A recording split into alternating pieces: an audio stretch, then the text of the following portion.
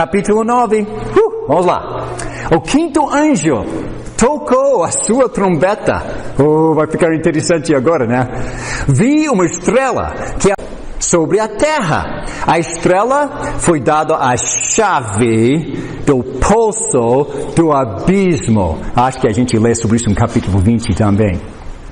Quando ele abriu o abismo, subiu dele fumaça, como a de uma gigantesca fornalha. O sol e o céu escureceram com a fumaça que saía do abismo.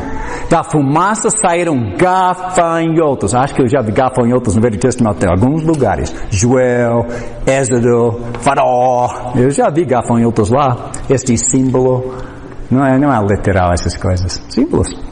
Que vieram sobre a terra, e lhes foi dado poder. Quem está descrevendo poder lá em capítulo 4? Para os cavaleiros. Deus está dando. Deus está dando mais. Dado poder, como o de escorpiões da terra. Eles receberam ordens para não causar dano, nem relva da terra, nem a qualquer planta ou árvore, mas apenas aquelas que não tinham o selo de Deus na testa. Quem são os únicos que vão sofrer essa trombeta? Os habitantes da terra, não os habitantes do céu com Yahweh na testa. 5. Não lhes foi dado poder para matá-los, mas sim para causar-lhes tormento durante 5 meses. Então eles não vão matar ninguém. Só tormento. A agonia que eles sofreram era como a de picada de escorpião. Naqueles dias, os homens procurarão a morte, mas não a encontrarão.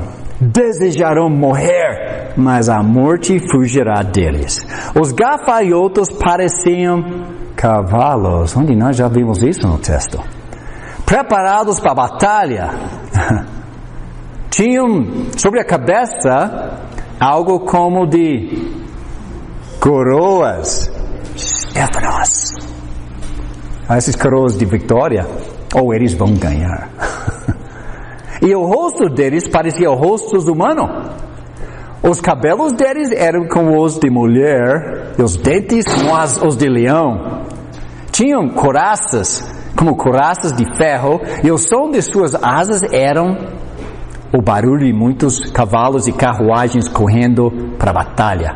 Tinham caudas e ferrões como de escorpiões, e na cauda tinha poder para causar tormento aos homens durante 5 meses. É parcial, não é completa, é parcial. Presta atenção no versículo 11, muito interessante. Tinha um rei sobre eles, o anjo do abismo, cujo nome em hebraico, Abaddon. Em grego, mesmo cara, Apolion. Traduzido para o português, o destruidor. O primeiro ai passou. Lembra a águia? Ai. Esta foi a primeira. 2 outros ais ainda virão. Mais 2 trombetas. 13. O 6º anjo tocou a sua trombeta e ouvi uma voz que vinha das pontas do altar do ouro, lá no palco, que está diante de Deus. Ela disse ao 6º anjo que tinha a trombeta: solte os 4 anjos que estão amarrados juntos ao grande rio Eufrates. Os 4 anjos que estavam preparados para aquela hora, dia, mês e ano foram soltos para matar 1/3 da humanidade. Lembre-se, não estamos falando dos cristãos aqui, estamos falando dos habitantes da terra. O número dos cavaleiros que compunham os exércitos era 200 milhões. 200 milhões? Esse é um livro simbólico, meus amigos. Eu vi o seu número. 17. Os cavalos e os cavaleiros que eu vi em minha visão tinham este aspecto. As suas couraças eram vermelhas como o fogo, azuis como o jacinto e amarelas como o enxofre. A cabeça dos cavalos parecia a cabeça de um leão e da boca lançava fogo, fumaça e enxofre. 1/3 da humanidade foi morto pelas 3 pragas de fogo, fumaça e enxofre que saíram das suas bocas. O poder dos cavalos estava na boca e na cauda, pois as suas caudas eram como cobras, tinha cabeças com as quais feriam as pessoas. E presta atenção, do porquê de todas essas trombetas.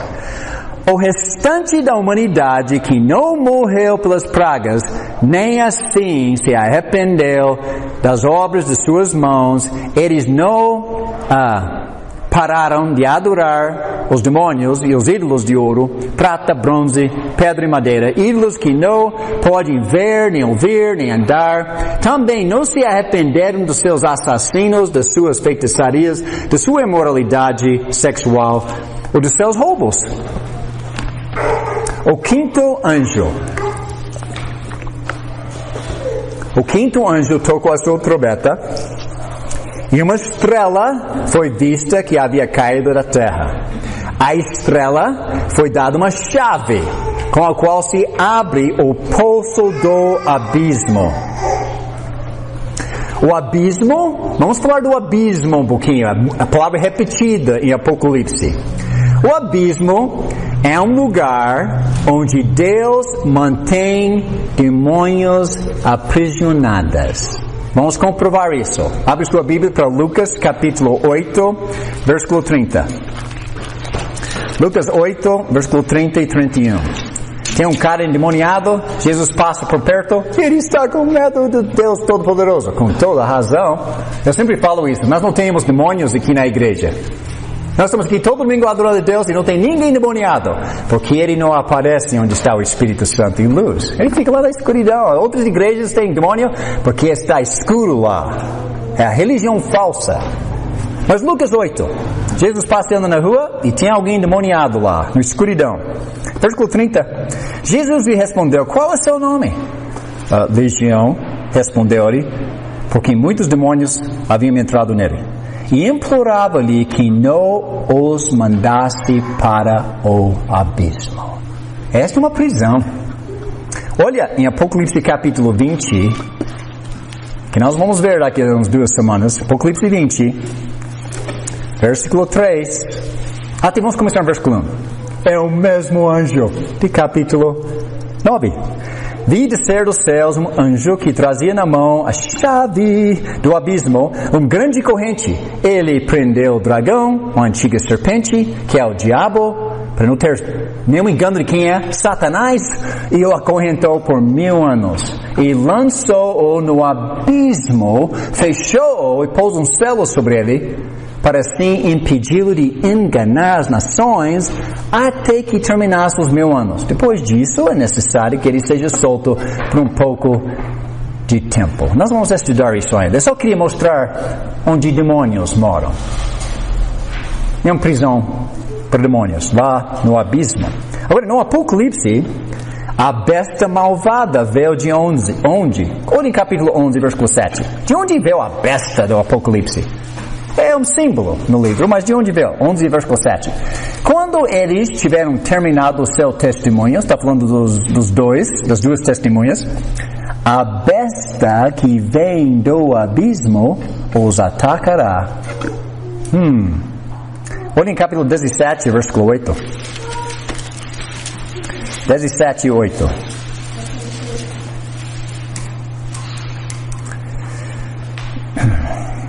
A besta que você viu já não é, e está para subir do abismo e a caminha para a perdição.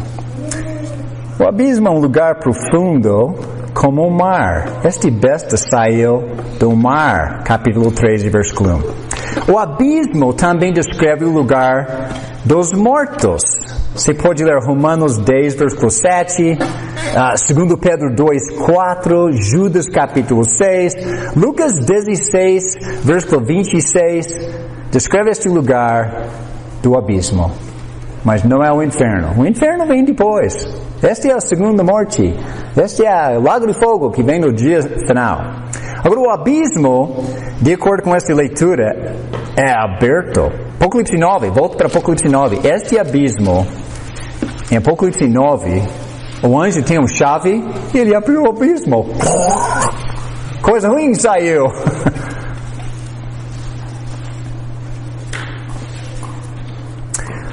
O nome do anjo do abismo em hebraico é Abaddon, em grego Apolion, como nós vimos no capítulo 9 e 11.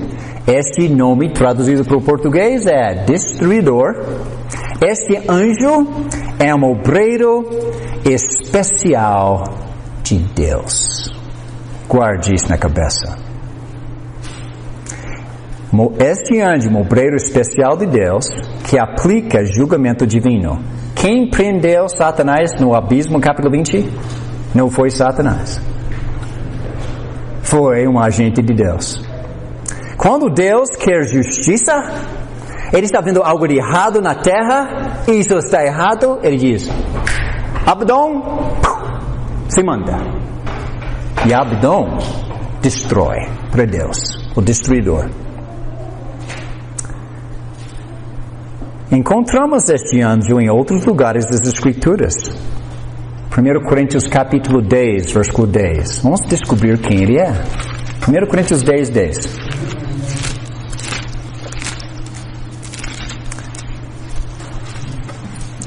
E para realmente entender este um só versículo, vocês têm que ler Números, capítulos 11 a 16, para ver o contexto maior. Mas ele vai descrever todos os capítulos de Números num versículo. 1 Coríntios 10, 10. E não se queixam, irmãos. Vamos parar de queixar, reclamar. Para a esposa, marido, a igreja, eu não gostei da pregação, alguém esqueceu de fazer isso. Vamos parar de queixar. Paulo falou para a igreja lá, e não se queixam. Como alguns deles se queixaram e foram mortos pelo anjo destruidor. É o mesmo cara do Apocalipse.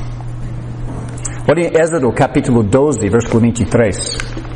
Êxodo 12, 23. Eu acho que vocês se lembram o que aconteceu em Êxodo 12.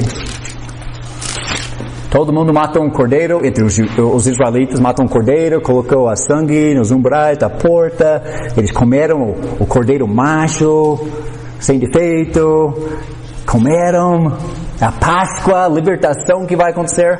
Êxodo 12, 23.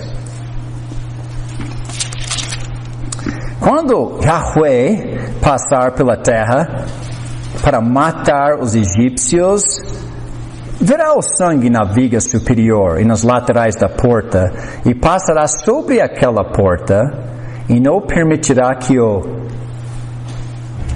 destruidor entre na casa de vocês para matá-los. Quem mata o primogênito do povo do Egito?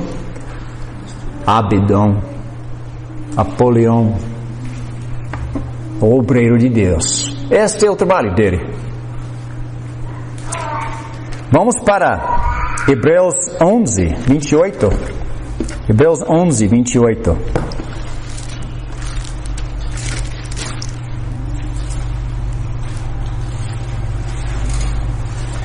Pela fé, está falando de Moisés, pela fé celebrou a Páscoa e fez a aspersão do sangue, para que o destruidor não tocasse nos filhos mais velhos dos israelitas.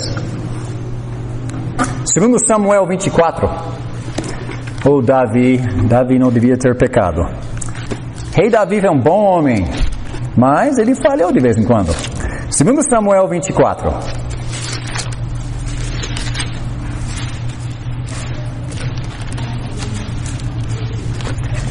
Versículo 16.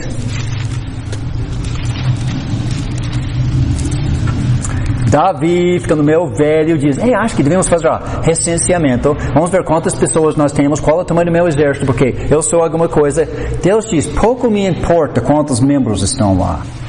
Eu sei quem eles são, eles têm a marca na testa. Davi queria contar e mostrar que eu tenho um exército tão grande, e ele contou, e ele tem um exército e tanto. Deus falou, quando o anjo estender a mão para destruir Jerusalém, Yahweh arrependeu de trazer esta catástrofe e disse ao anjo destruidor: pare, já basta. Deus deu uma escolha para Davi. Quais castigos você quer pela sua arrogância? Essa ou essa? Ele diz, essa. E o anjo destruidor começou. E finalmente Deus diz, basta. Abdão para casa. Ele está vivo hoje, meus amigos. Não vamos contrariando o misericordioso Deus e o sangue daquela cruz com besteira na televisão, ou seja que for, que faz na internet todo dia. É um castigo pelo pecado de Davi na época. E isso é interessante porque as primeiras 4 trombetas foram parecidas com as pragas do Egito, para avisar o faraó. Agora temos gafanhotos e o destruidor como lá do Egito, para avisar os romanos. É o mesmo cenário. Pessoal, agora é a vez dos romanos receber.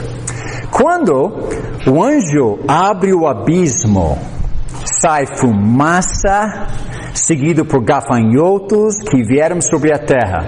Eles pareciam cavalos prontos para a batalha. Eles têm cabeças com coroas de ouro, rostos como de humanos, cabelo como de mulheres, dentes como de leões, couraças de ferro, caudos e ferrões como de escorpiões e asas como o som de muitos cavalos e carruagens correndo para a batalha.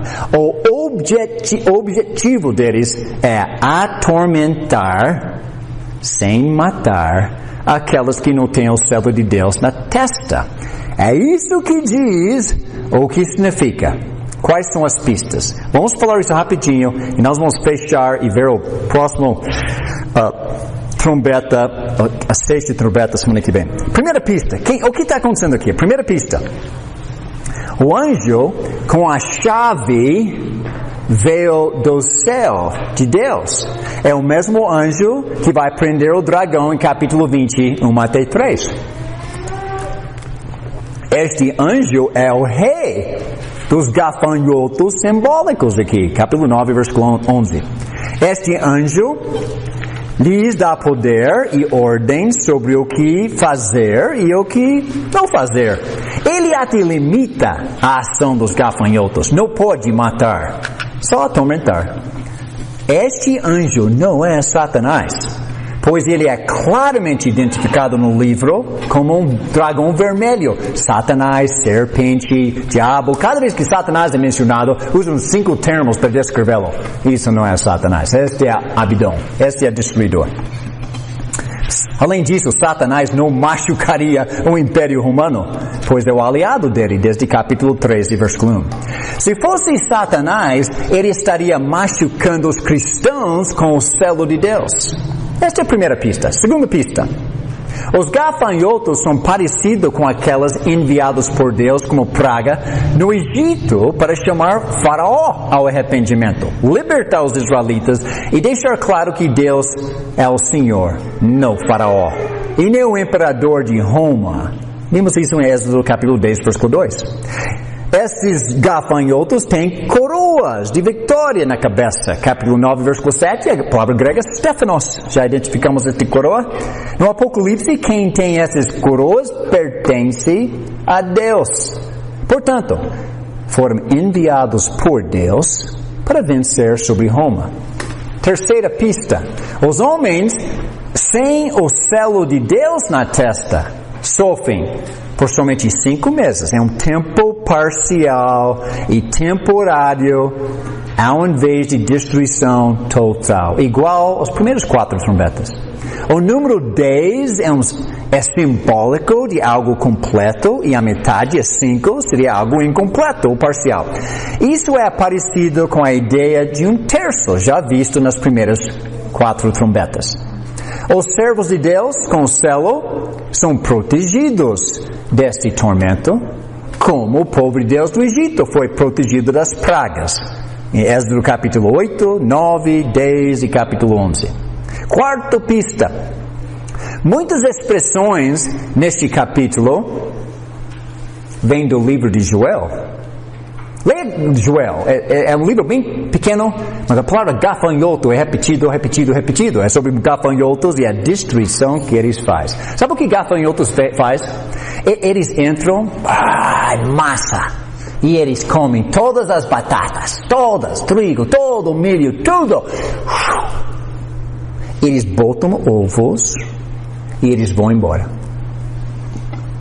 E finalmente, no próximo ano, os gafanhotos foram embora, vão plantar de novo e os ovos nascem. E a praga tudo novamente.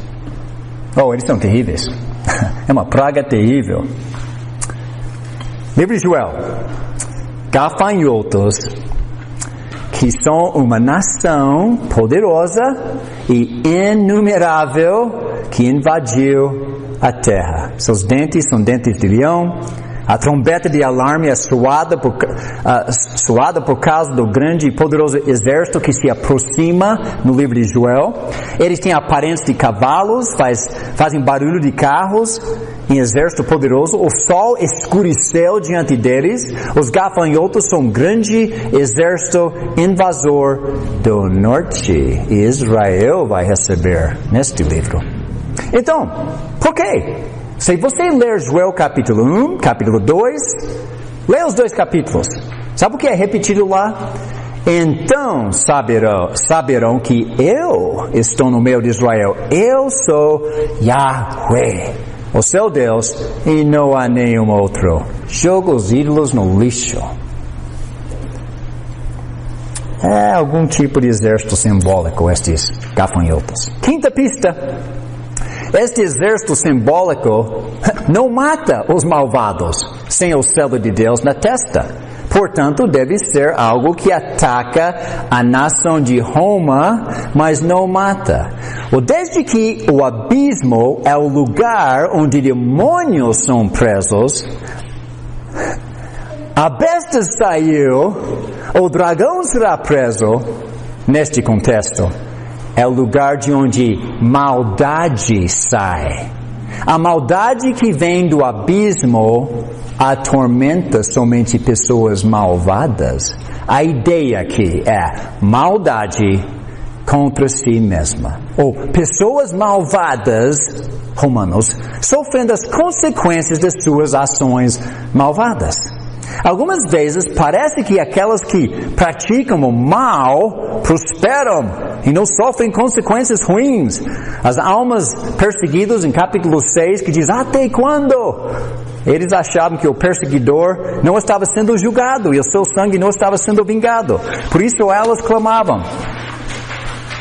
Aqui a mensagem parece ser que o tempo chegou para o começo das consequências de maldade contra aqueles que praticam a maldade. Neste tempo, Roma estava crescendo, nesta época, na sua imoralidade. Seus imperadores eram homens de falsidade, indulgência sexual, a maioria homossexuais e bêbados. Eles lideraram a nação num amor crescente por entretenimento violento nas arenas. Hey, vamos assistir o leão comer cristãos hoje, gladiadores. Oh, Deus diz, basta. Nunca vi uma coisa dessa.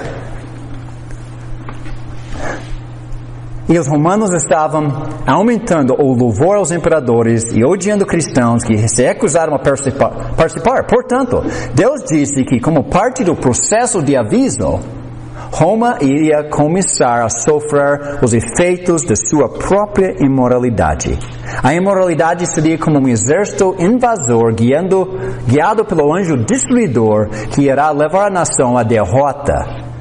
Muito tempo antes, Salomão disse em Provérbios 14:34, a justiça engrandece a nação, mas o pecado é uma vergonha para qualquer povo.